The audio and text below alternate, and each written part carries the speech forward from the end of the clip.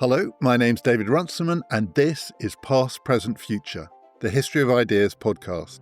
Welcome to 2026, whatever it may bring. Happy New Year.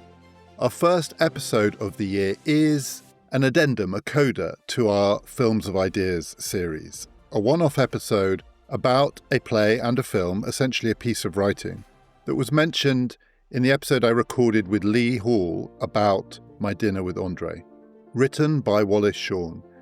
And Lee Hall mentioned Wallace Shawn's play, The Designated Mourner, as one of the great political fictions of our time. It is one of the great works of literature of our time, and it is extremely eerie to read it in 2026. I'm going to try and explain why.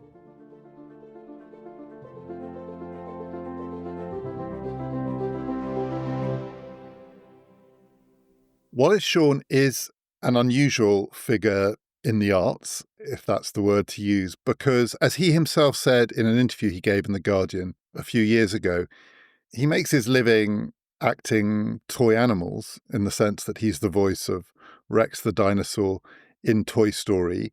He's a comic actor. He is a cameo actor in the sense he's best known for sometimes scene-stealing little performances in bigger films, and particularly known for his appearance.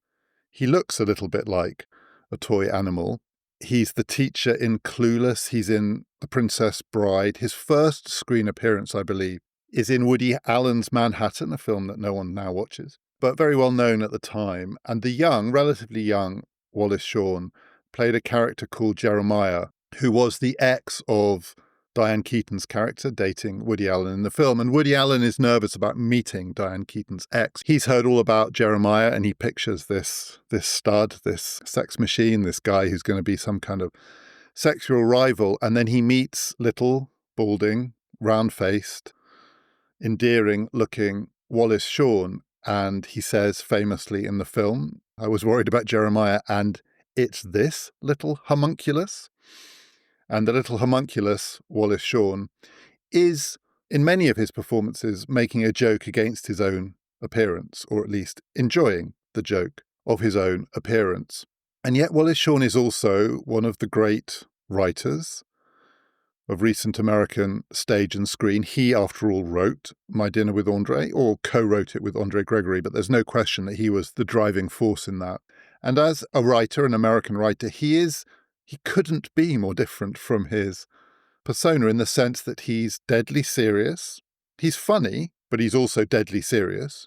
And what he produces is high art. It's not knockabout in any sense. It's, I think, in a kind of European tradition of theatrical writing, but also essay writing, serious, based on a deep understanding of the culture, critical of the culture. And these two sides to him are quite hard to square. I was trying to think if there was an analogy for this, and the closest I could come up to is, it's as if Samuel Beckett, and Wallace Shawn's writing, I think, has something in common with Beckett. It's as if Samuel Beckett, alongside the plays, Waiting for Godot and all of that, and the short stories, the essays, the high art, the high European art, was actually slightly better known for his cameo appearances as a craggy-faced Irishman, because he looked exactly like you want a craggy-faced Irishman to look. Say he'd been a regular minor character in Coronation Street, or would appear propping up the bar in Fawlty Towers or something like that, always playing the craggy-faced, grumpy Irishman. And that was what Samuel Beckett was best known for by an audience that had never seen Waiting for Godot and wouldn't have any interest in Waiting for Godot, but loved Sam Beckett, the hilariously grumpy Irishman. Well, Wallace Shawn's not a grumpy character, but he is hilarious in his performances, and it's a million miles away from the impression of the intelligence that lies behind his art. And I think it's probably fair to say the pinnacle of that art is The Designated Mourner, which is a play first produced in 1996 in London. That production, which was directed by David Hare, was filmed. So there is a film version, but it's essentially a film version of a theatrical production. It's often been performed, because it is essentially a piece of work for voices, as a radio play. There are online versions of it during the pandemic. You can see online a kind of Zoom version of the Designated Mourner. There were, and I'll talk about this a bit later, celebrated productions of the Designated Mourner in New York, one in 2000, one in 2017, in both of which Wallace Shawn played one of the parts. The Designated Mourner is a fascinating piece of work, I think, because it has a really interesting history. And actually, I think it has two histories, and that's what I want to talk about, the interplay between these two histories, because it has a particular place in the history of Wallace Shawn and the kind of work that he does. It has an interesting relationship to My Dinner with Andre. It very much is after My Dinner with Andre. It comes after something that happened to Wallace Shawn that he himself has described as one of, if not the, formative experiences of his life. That experience happened between My Dinner with Andre and the Designated Mourner. But it also has, I think, a very different sort of history for us. To encounter it in, I'm going to say 2026, though I'm actually recording this on New Year's Eve.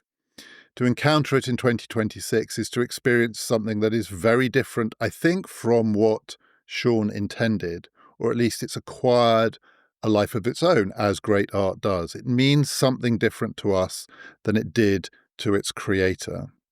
In Shawn's life, it's a work that comes after an experience that he had in the early mid-1980s. I'm not sure of the exact date. He describes this as happening to him when he was 40. My Dinner with Andre, and one of the things about Wallace Shawn is that he is a painstaking writer. So he talks often about this, that it takes him a damn long time to write these pieces. They often seem like they're improvised. My Dinner with Andre is often assumed to be improvised, as Lee Hall told us. Every word was chiseled, and it was rehearsed to death. Wallace Shawn takes years to write and then sometimes years to rehearse these works. So My Dinner with Andre is essentially a product of the late 1970s and the beginning of the 1980s.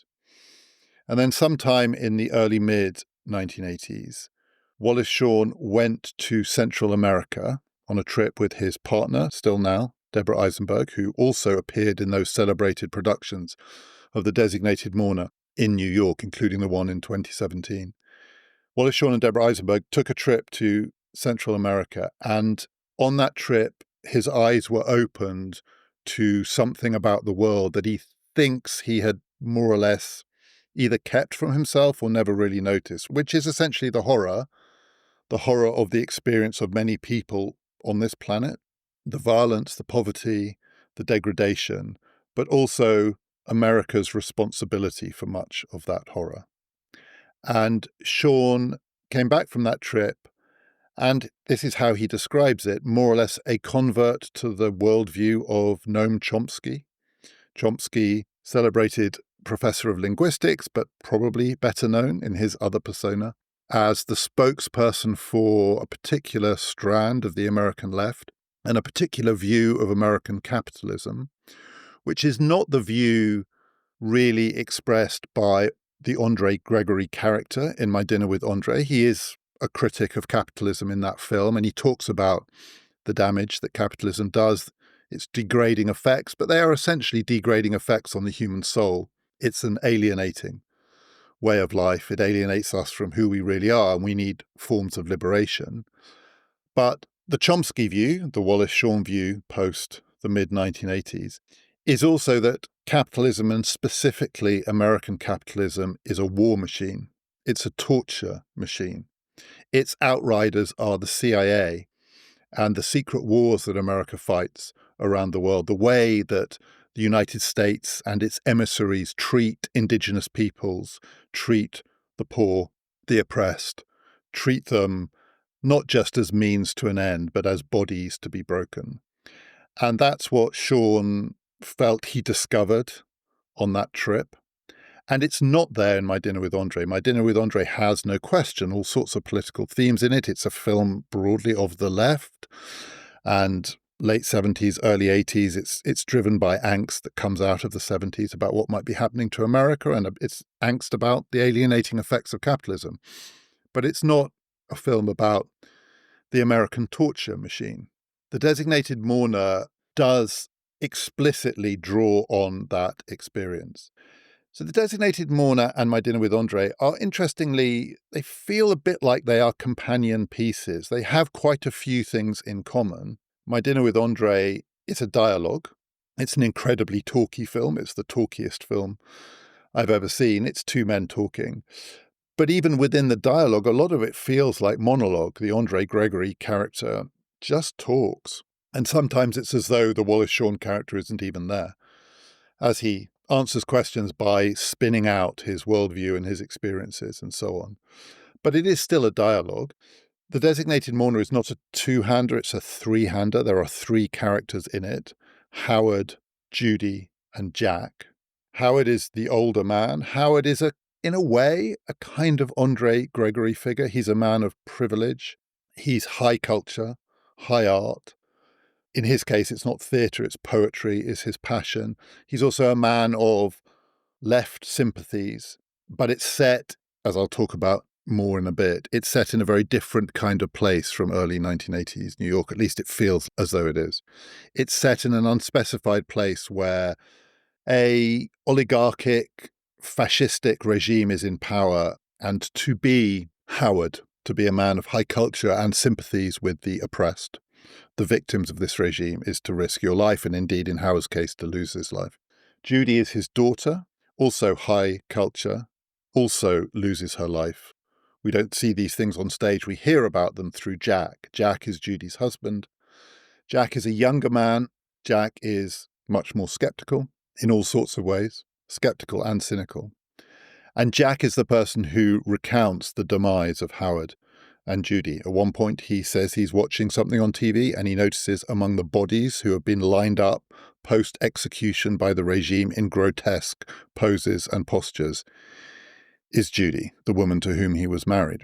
There's nothing like that in My Dinner with Andre. But nonetheless, particularly in the relationship between Howard and Jack, there's the hints of a similar dynamic. Howard, the older, more cultured man. The Wallace Shawn character in My Dinner with Andre is not entirely persuaded by the Andre character. He asks the doubting questions. He's a little more skeptical.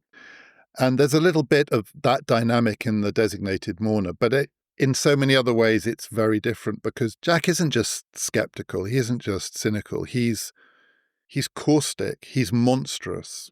In some ways, he's grotesque. He is, in his own mind and often in the minds of the audience, the truth teller in the play. He's the one who sees through the pretensions of Howard, sees through the pretensions of Judy, the woman to whom he was married. He talks about them in astonishingly callous and heartless terms because they irritate the hell out of him. A lot of the humour in The Designated Mourner comes from Jack's unfiltered irritation with his wife, his one-time wife, his one-time father-in-law, and their pretensions. So structurally, the plays are comparable in some ways, and in The Designated Mourner, there is almost no dialogue. It is really a series of three interwoven monologues. The characters barely interact. They talk about each other all the time, but they are talking about each other as though each of them was just a figure in the other's imaginations. In The Designated Mourner, that Central American experience of Wallace Shawn's is a reference point, and it appears in two guises. Wallace Shawn came back from that trip converted to a Chomskyan worldview, but he didn't become Noam Chomsky. Wallace Shawn's other life is playing toy animals. Noam Chomsky's other life is not playing toy animals. Wallace Shawn, and he writes about this, and The Designated Mourner is in part about this, continued his comfortable life. He had seen what his comfortable life was truly based on in his own mind, the horror.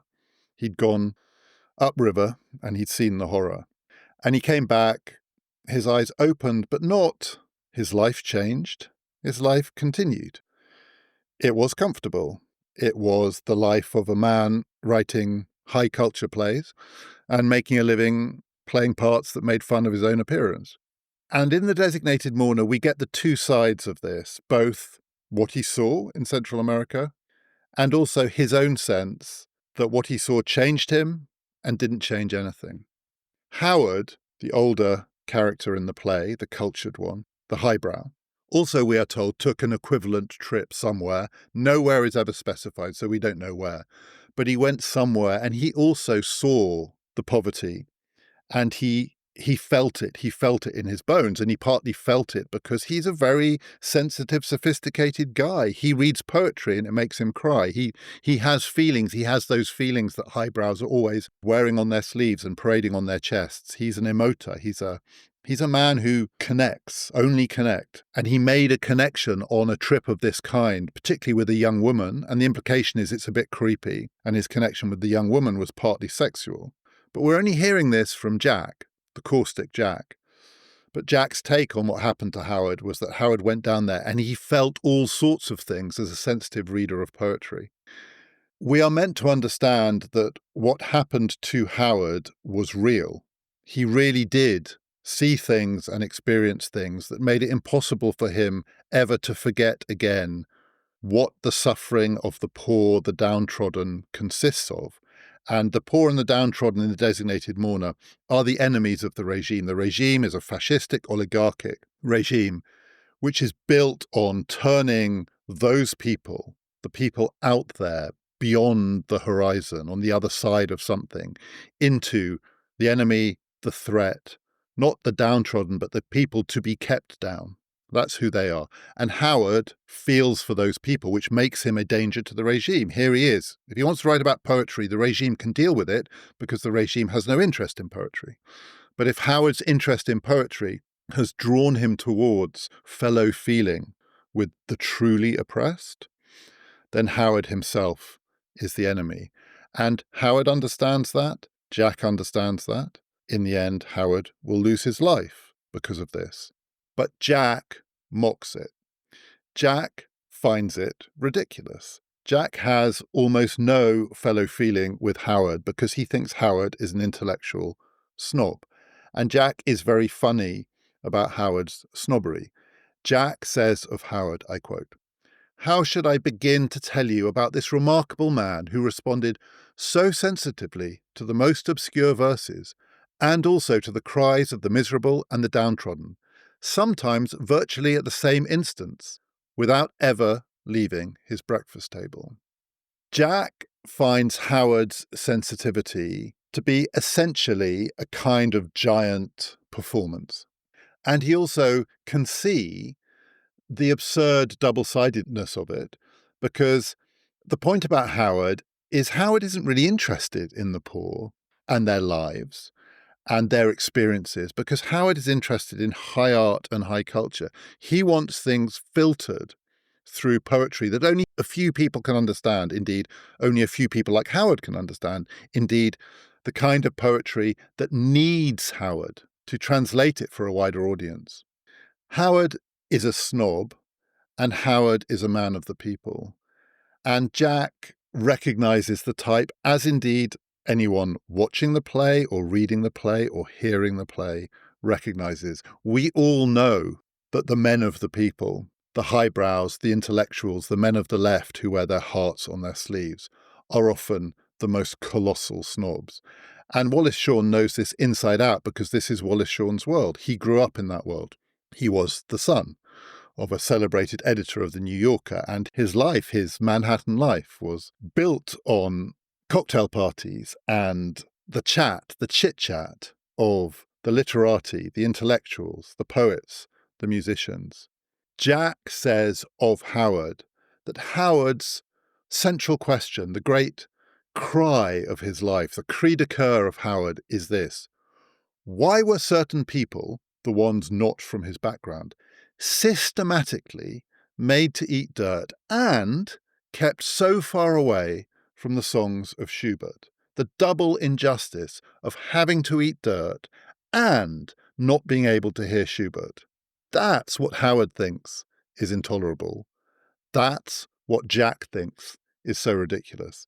So in The Designated Mourner, that experience of seeing American capitalism, the torture machine, for what it is both central to the experiences being described in the play and the thing being mocked.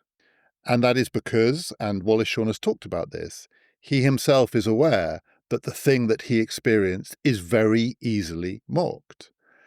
And he writes the mocking so brilliantly, so compellingly, so much more compellingly than the experience itself, that it's very easy for people watching the play, listening to the play, reading the play, to come away and think that Wallace Shawn is mocking the experience of empathizing with the downtrodden and the poor. And as Wallace Shawn has repeatedly made clear, he is not mocking it. Jack is mocking it, but Jack is not Wallace Shawn, although in 2 New York productions, Wallace Shawn played Jack. But Jack is no more Wallace Shawn than Wallace Shawn in My Dinner with Andre is Wallace Shawn. Indeed, Jack is even less Wallace Shawn than that. Jack mocks it.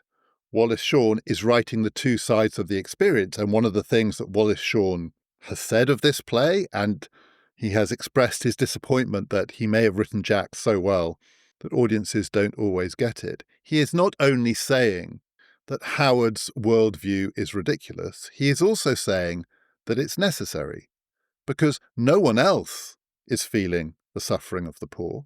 Jack certainly isn't. Judy is to a certain extent, but Judy is kind of halfway between Jack and Howard. It is conceivable that these intolerable people, like Howard, snobbish, ridiculous, up themselves, so easy to laugh at, so easy to mock, the kind of people that when you meet them at a cocktail party, you want to punch them in the face for their pretension, their arrogance, their condescension, their hypocrisy, their fraudulence, their flatulence. It may be that those people are completely necessary in the world because nobody else actually cares.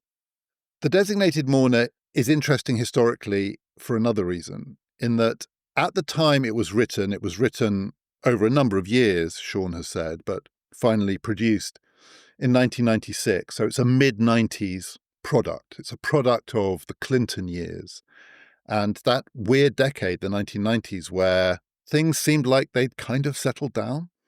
But it's a throwback to the 1980s. It's a very 1980s play. And it's also a play that touches on literature and political sensibilities from that decade, because it has a really central Southern American feel to it. So it's not specified where this is happening. We don't know. As we hear the story Howard describe his worldview, and then we hear from Judy and Jack Howard's demise, then Judy's demise as the regime comes to get these people. The regime comes for the highbrows, the intellectuals, the sympathizers with the poor. It costs them their lives, and Jack is the survivor. Jack is the one who can coexist with the regime because he doesn't care. And Jack is the one who can coexist with the regime because he completely gets why someone might want to kill Howard. He wants to kill Howard. If he's being honest, anyone would want to kill Howard because Howard is intolerable. But it's not clear where we are.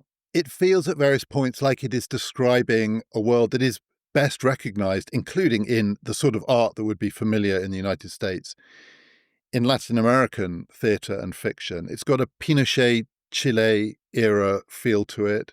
It's got echoes of Ariel Dorfman's play Death and the Maiden from the very beginning of the 1990s, which is about the interplay between horror and civility. It's about a torturer and the woman that he tortured meeting each other and interacting. It's about what happens when civilized life encounters its opposite and how those two things nonetheless coexist in the world and indeed in human interaction. So the Designated Mourner has some of that sense to it. It sometimes feels like we're being given if it is America, it could be America, it could be Britain. Sometimes it feels like maybe it's London, maybe it's New York. But it's a sort of, it could happen here because the thing that's happening is Latin American. It is that version of oligarchic, fascistic politics. And that contrast between the downtrodden, the dirt eaters, the poor. It's got a Peruvian shining path versus the regime air to it as well. And yet it also feels very New York or London. Actually, when I was reading it and listening to versions of it, watching some of the versions that are available online, it just feels so, not just New York, but almost New Yorker. These people are characters from a New Yorker short story. When they talk about the cocktail parties they go to and the plays they go to and the arguments that they have about the plays, are the plays good, are they terrible? the judgments that Howard is always passing, the pushback that you get from Jack, and Jack's character in this play is the everyman, and he's the one who calls out Howard by essentially saying, yeah, but deep down, none of us actually would prefer the poetry of John Donne to watching television. If we're being honest, there are lots of reasons to not be honest. Of course, Jack understands that. Jack understands why people like Howard are committed to the noble lie that there's nothing better than reading the poetry of John Donne. And as Jack says in one of the most celebrated lines in the play, I'm paraphrasing a bit, but he says of himself, Jack, that he's smart enough to understand why the poetry of John Donne is enjoyable. He's just not smart enough to actually enjoy it. Jack is the person who calls out that pretension, but it sounds like he's doing it in Manhattan, not Woody Allen's film Manhattan, or maybe even in that, but in the place Manhattan, the place of the mind that is Manhattan. So it's a play that feels part South American, part New York, London, but it also feels like it's a Reagan era play. The dynamic in it is that tension between what Reagan was doing for America as experienced inside America, where if you wanted to, you could be as oblivious as possible to the rest of the world because things were booming and high culture was maybe on the retreat. And even if high culture wasn't on the retreat, even the people who enjoyed the high culture could have a high old time in Reagan's America. And at the same time, Reagan's America was exporting torture and horror around the world, but maybe particularly in Nicaragua and other places in Central and Southern America. It feels like it's an argument coming out of Reagan-era politics in that hybrid land that is somewhere between Peru or Chile and Manhattan. But it appeared in 1996, so it is not a product of Reagan's America. It's a product of Bill Clinton's America. And what's in many ways so interesting about this play is in Shawn's history, it comes in the after time, after his eyes were opened, after his, not political conversion, because I think his politics were always going that way, but after what for him was a kind of revelation about the horror that is being concealed and the effort of will it requires to keep your eyes open to what it means to be American. The weight, the moral weight of that in a world in which America is the villain. The Designated Mourner is after that. But for us, 1996 is the before time. 1996 is before all the stuff that has happened that has made our world our world. The 1990s were the end of history, the Great Moderation. The Clinton years were the years in which America was booming again. But we're still pre the digital revolution. It's just starting, but no one in 1996 really has any idea what it means. Pre 9/11, well pre the financial crisis of 2008, long way pre Trump as president. Trump in the 1990s is a figure of fun. Trump in the 1990s is a cameo in various movies. Trump is not a serious person.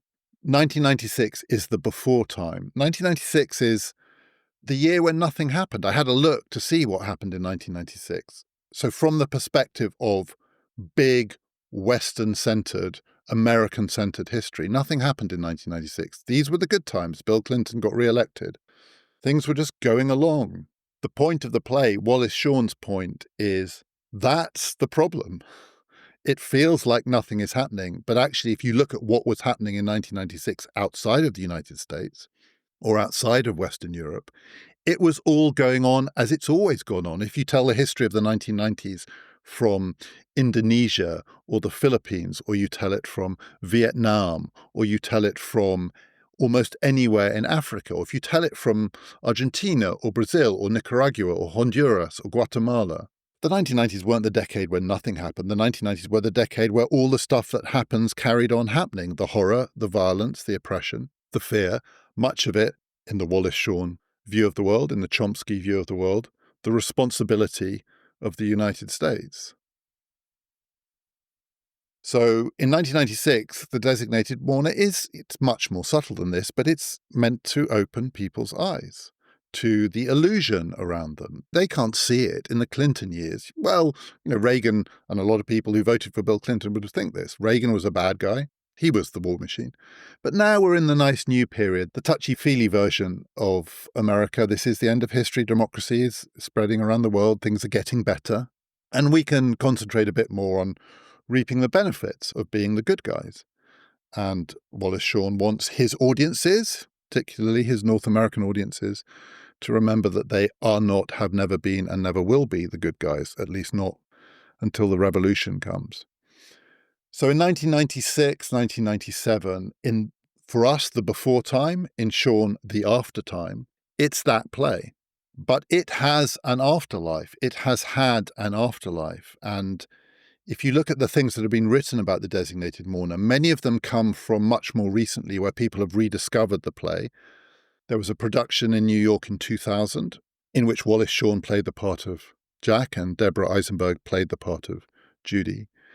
Another production in 2017 with the same cast, both of them directed by Andre Gregory of My Dinner with Andre. So that collaboration again.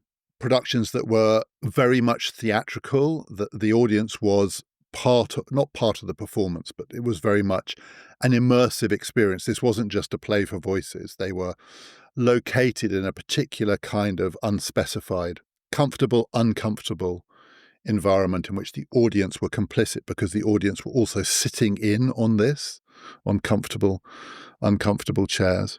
Particularly, there is a lot of writing about this play in 2017, because in 2017, it started to feel not something that was harking back to the 1980s or trying to remind Americans that the world they were inhabiting in the 1990s wasn't some nirvana or panacea or place of forgetting. It was exactly where they needed to remember the price that had been paid for this so-called achievement.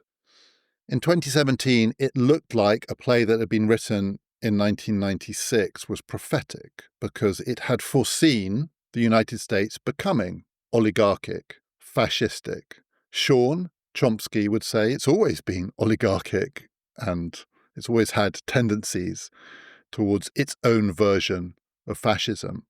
But in 2017, it was much easier to make that case because in 2017, Donald Trump was in the White House, and indeed the view that America was possibly becoming a banana republic, a version of its South American self, that it was reaping what it had sowed. Maybe the stuff that it had exported was coming back to it. Maybe the CIA torture machine was going to be turned inwards.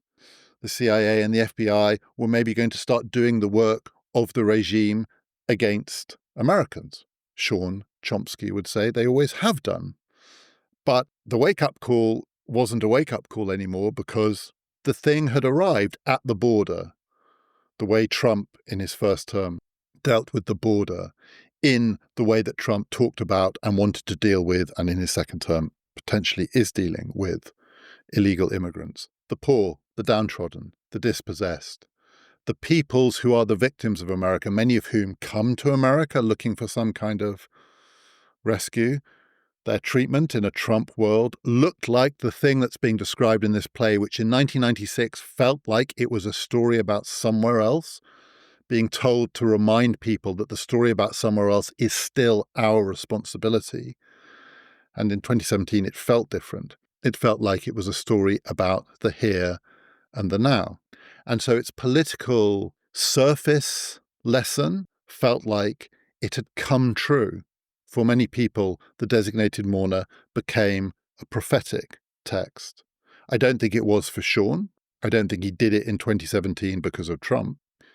But for his audiences, a prophetic text. And also prophetic about the Philistinism, the low culture, the loathing of the intellectuals that is a feature of that strand of politics, the Trumpian strand, the populist strand of politics around the world. That version of political leadership is fueled by the sort of contempt that's expressed in The Designated Mourner by Jack. Jack is the spokesperson for ridiculing the people with pretensions to what they think of as the higher culture. Jack speaks for the people who prefer TV and pornography to poetry, like Donald Trump, who prefers TV and, I'm assuming, pornography to poetry.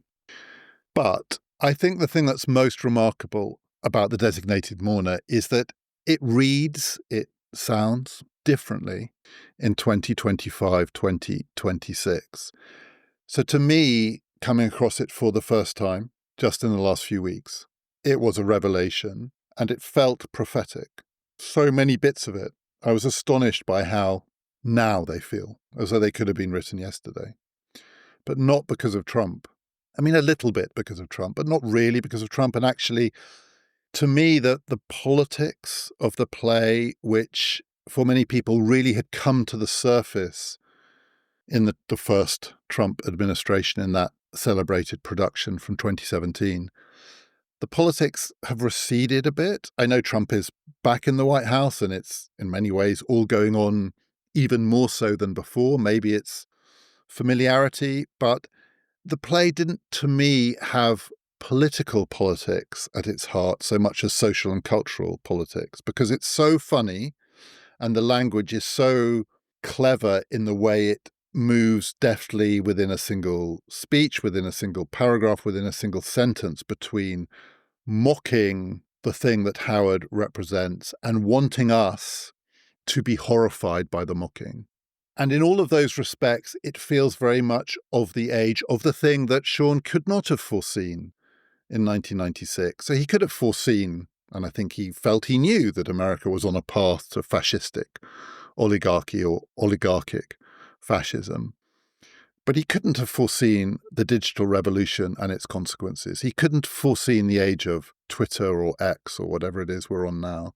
He couldn't have foreseen, and even this phrase sounds far too archaic to capture what it is that we're talking about, but the age of social media, the age of online communication, the ways in which we live in the turbocharged era of Jack's worldview. Jack in this play is so vividly alive in 2026 because he is everywhere on the internet.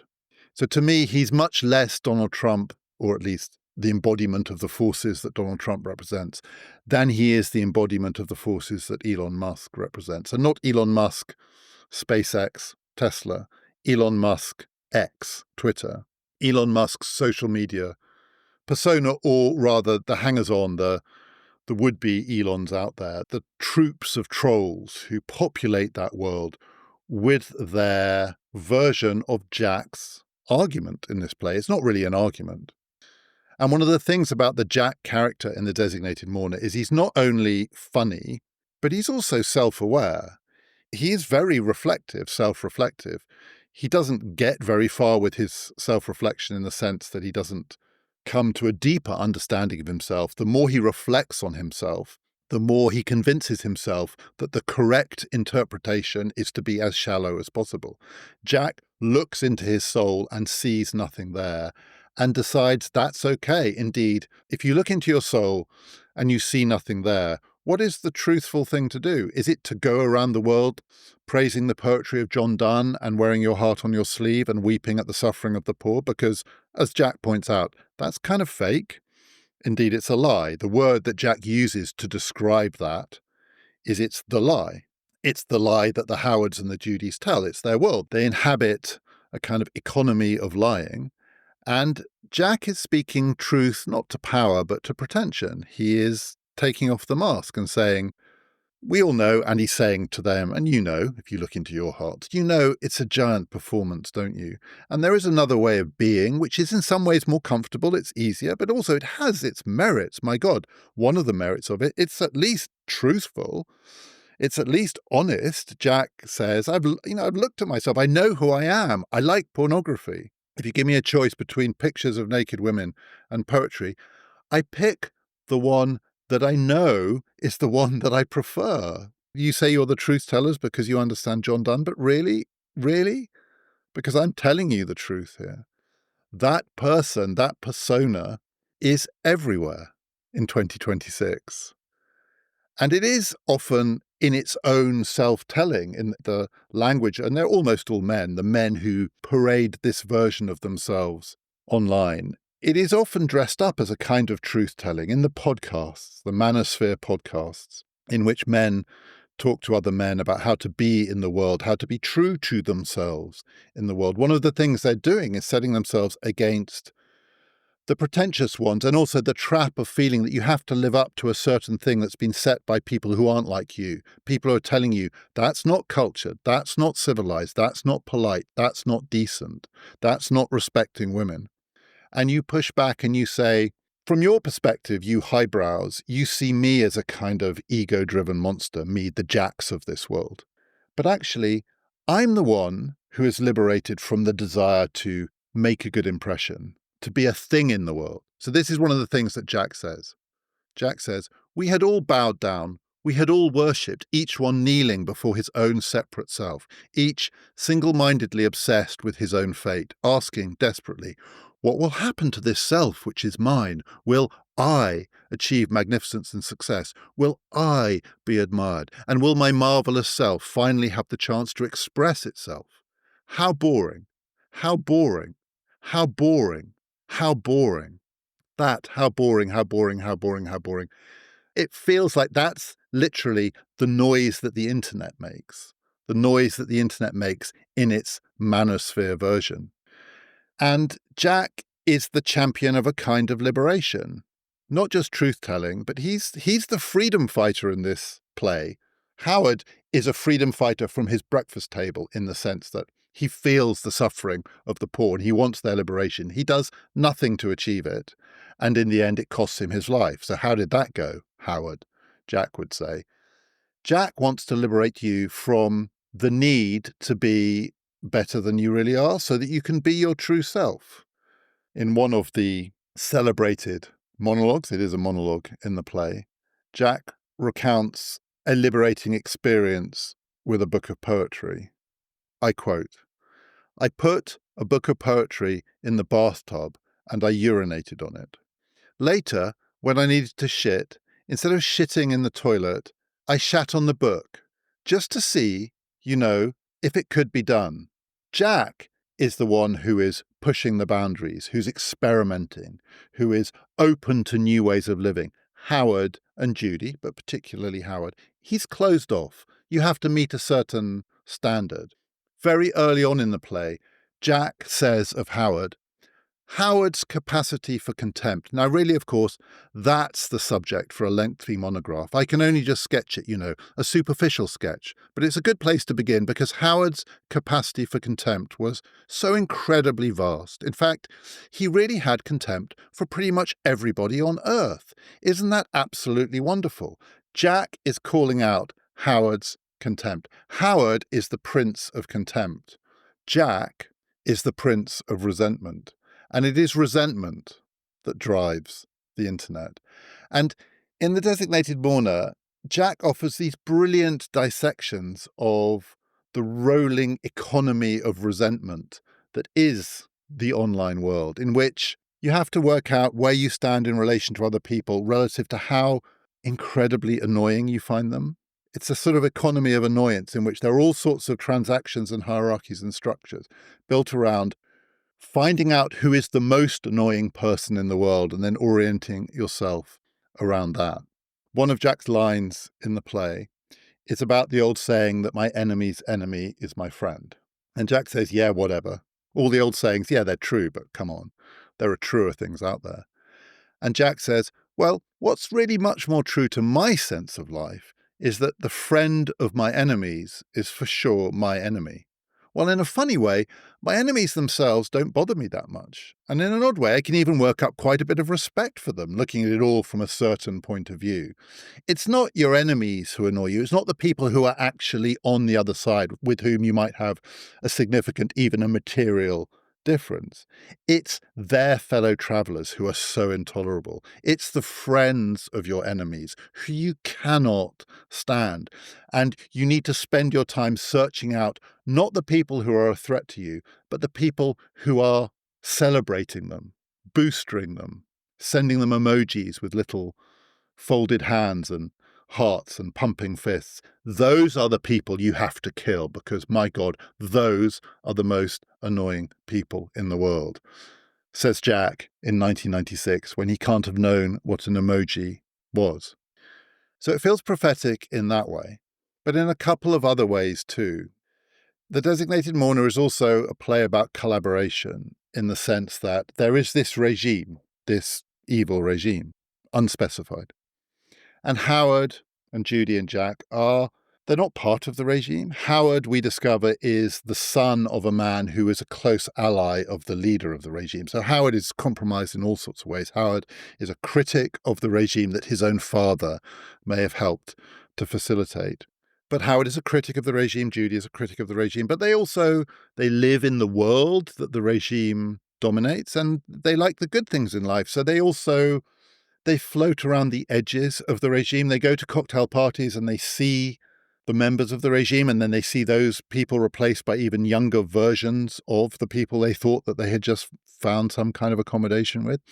And in a way, they get more distance from the regime as the regime hardens and solidifies and becomes the purer version of itself. But they never fully break with it. And in the end, the regime just simply gobbles them up. But it gobbles them up in part by implication because they never did break from it. The revolution will eat not its own, it'll do that too, but it'll eat the people who are its own fringe hangers-on, the critics who aren't really brave enough to sacrifice everything for the cause. They will end up sacrificing their lives, but not for the cause, but because the regime simply disposes of them as irrelevant. So it's a tale of the perils of a kind of in-out version of criticism. Howard is not Noam Chomsky. Jack sees through everything, and Jack sees through the perils of that kind of collaboration. And one of the things that Wallace Shawn has said often about the Designated Mourner, his experience of performing it, of having people come up and react to it, is his astonishment. And the implication is it's grown over time, not his astonishment, but the response, the prevalence of the response. People come up to him and say, God, I love Jack. Jack is just such a brilliant character. Either I would love to be more Jack, or I know people just like Jack. It's hilarious, isn't it? It's just so brilliant. You've just so captured that whole vibe, the Jack vibe, the Jack thing. God, isn't Jack hilarious? There is something compelling about Jack. There is something, not least because he's funny, and particularly, I suspect, as played by Wallace Shawn. He's very funny. There's something about Jack that makes you want more Jack and less Howard, and certainly more Jack and less Howard and Judy, who seem like the killjoys. Jack is the one who cuts the crap, cuts through it all. And audiences respond with that attraction to Jack. And Jack sees the perils of collaboration, so he's not going to do it. That is, he's not going to do that. I'm a critic of the regime, but actually I'm also not quite willing to jump all the way out. Jack is just going to let what will be what will be. What's the point of playing that game? What's the point of claiming to tell truth to power? Because it's just going to swallow you up anyway. So you might as well go down the pornography route. It's more fun. It's less dangerous. And frankly, no one's going to care. The regime isn't really going to care. The regime has got bigger fish to fry than your pornography habit. So don't even play the game. Don't even play the game. So Jack represents a different kind of collaboration. No one is a pure collaborator in this. This isn't the story of the people who are the regime. But Jack is the one who just allows it to happen because what will be, will be. And in that sense, Jack also feels very now. But when I think of the regime here, I'm not thinking of Trump. I'm not thinking of the Jacks who are, I suppose, the consumers of Trumpian propaganda on the manosphere. I think of the regime as Silicon Valley. I think of regime as the tech itself, or the people who are the originators and the profiteers from the tech. That's the regime under which we live, actually. And the Jacks of this world, of our world, are the ones who are, I want to say numerous, maybe it's all of us. I think it probably includes me, who say, is it telling truth to power, that kind of power, standing up to the platforms, the corporations, their insidiousness in our lives, being a resistor, a rejectionist, going off grid, whatever it is. Is it really worth it? And after all, it's not as if all of this is just pornography. This technology is also great for reading the poetry of John Donne. It's great for high culture. It's great for podcasts. I don't consider this podcast to be pornography or part of the manosphere. We do our best to talk about serious ideas seriously, and this technology allows us to do it. And we're thrilled and delighted that there seems to be quite a lot of people willing to listen to this podcast and engage with it. It's great, and none of it would be possible without that whole structure of the regime. the regime that is building all of the tools of this technology for good and for ill. So resistance, well, that's probably for other people. We're all collaborators in that regime. And it's hard to read The Designated Mourner and not to feel that. Not that I don't want to be Jack, but there is Jack in all of us. There's more and more Jack in all of us. Frankly, there's more and more Jack and there's less and less Howard. I'm not sure the Howards are left. I mean, they barely exist anymore. The ones making that argument, that high culture, New Yorker argument, even in the pages of the New Yorker, they barely exist anymore. And many of them are literally almost 100 years old. And then there's one final way in which this play feels eerily prophetic, and that's in its central image, the image that gives it its title, The Designated Mourner.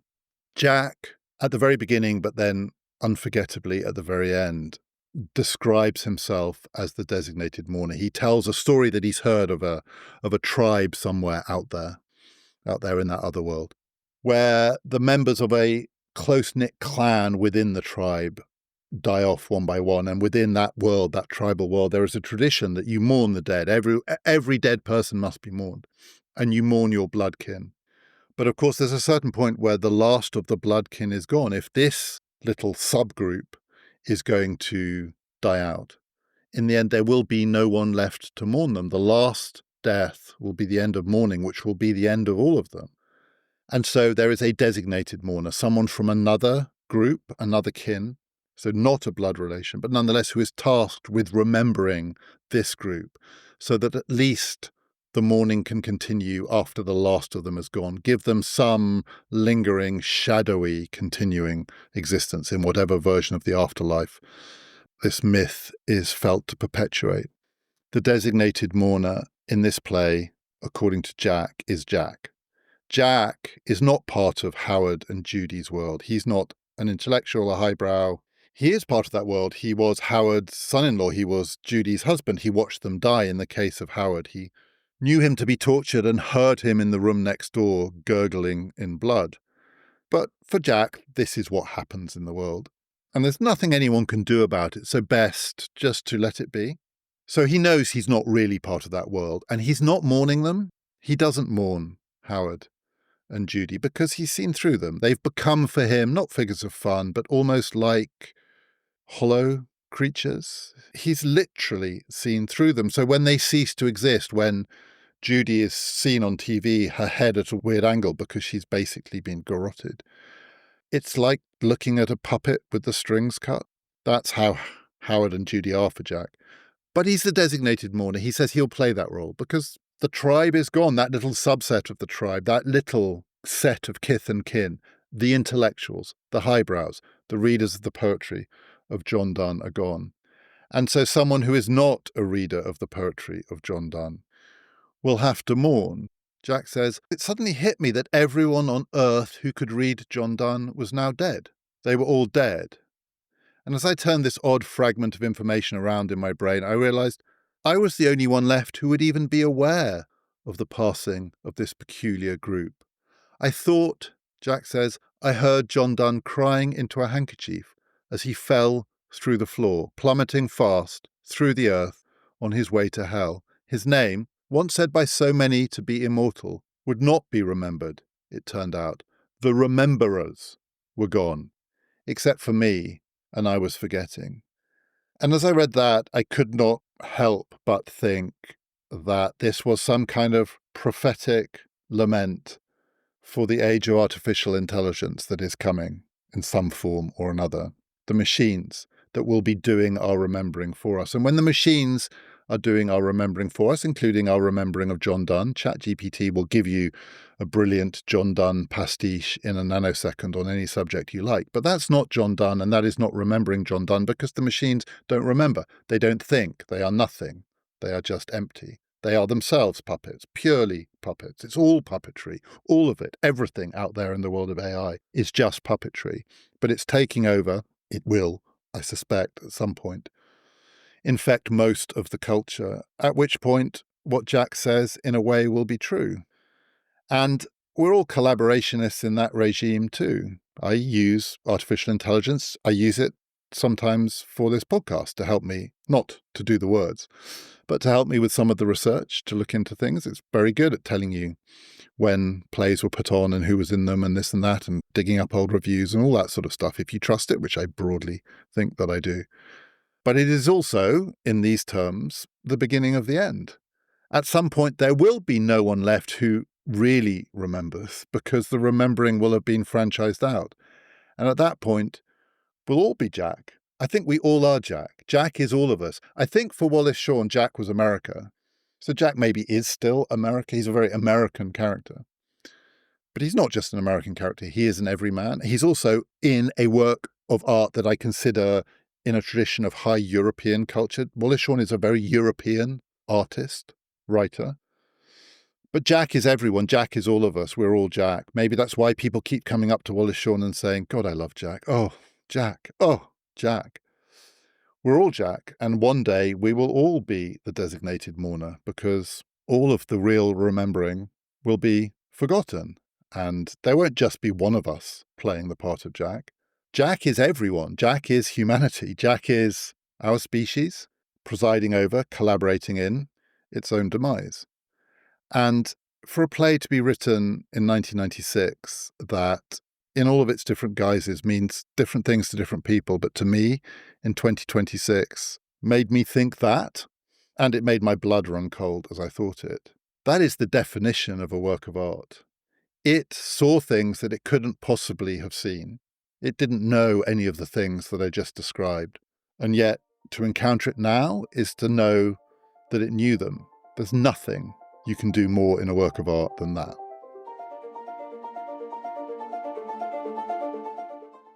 As I said, that was, in lots of ways, a coda to the Films of Ideas series. We're going to be starting up some familiar series and starting some new ones as well in 2026. Lots of new ideas, but also some familiar guests. And first up, it's going to be our occasional series with the historian Robert Saunders, in which we talk about significant political anniversaries, their meaning past, present, and future. And the anniversary we're going to be talking about is a very significant anniversary in the history of the fight in late 19th and early 20th century Britain for Irish Home Rule. We're going to be telling the story of that fight, its significance then, its significance now. Do join us for that. This has been Past, Present, Future.